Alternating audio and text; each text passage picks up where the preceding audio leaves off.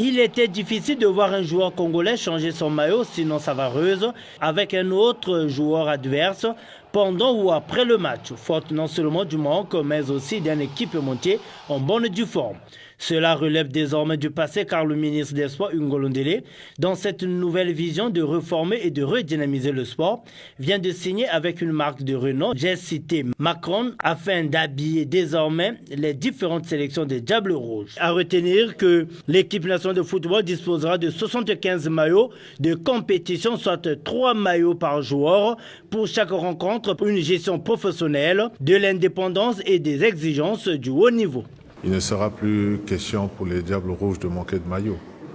Nous avons décidé, avec l'aide du chef de l'État, de moderniser les choses. Et donc, on devra faire les choses de façon moderne.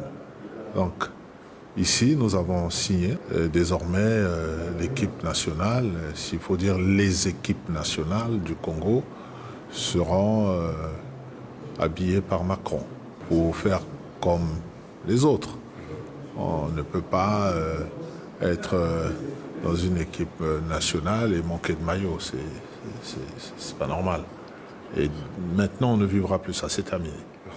Et après, on passera au club, parce que aussi au club, le chef de l'État fera un don particulier à tous les clubs de Ligue. Pour l'intérêt du pays, Ngolo Ndélé vient ainsi corriger ce que les organes techniques délégateurs de pouvoir devraient faire. Il y a de cela près de 20 ans que le Congo n'a plus signé officiellement avec une maison de marque pour habiller ses sélections nationales, si ce n'est qu'avec les intermédiaires.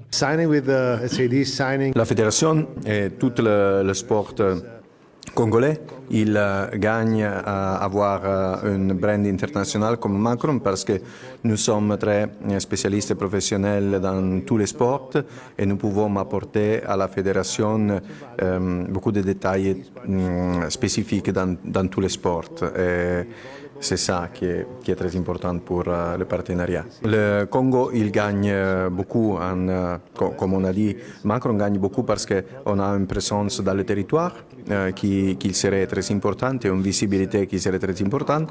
Par contre, la Fédération du Congo, il gagne bien sûr, il y a des parties de matériel gratuit, des parties que le contrat il va prévoir, mais la chose la plus importante, c'est la professionnalité que nous on va apporter au niveau des produits et au niveau de tous les autres éléments qui sont connectés au contrat. Nous, on va travailler sur ça avec la fédération. Bien sûr, il y a une partie de matériel gratuit, ça c'est sûr, et il y a des prix en achat qui sont des prix très promotionnels. Ça sont les deux éléments qui sont les deux éléments clés. En plus, il y a le bonus pour les prestations sportives, qualification de la Fédération de football à la CAN, qualification de la Fédération de handball à la Coupe d'Afrique, voilà, des choses comme ça. Et il y a beaucoup d'autres éléments qui sont connectés aussi à la formation, qui sont connectés à la partnership avec des clubs professionnels.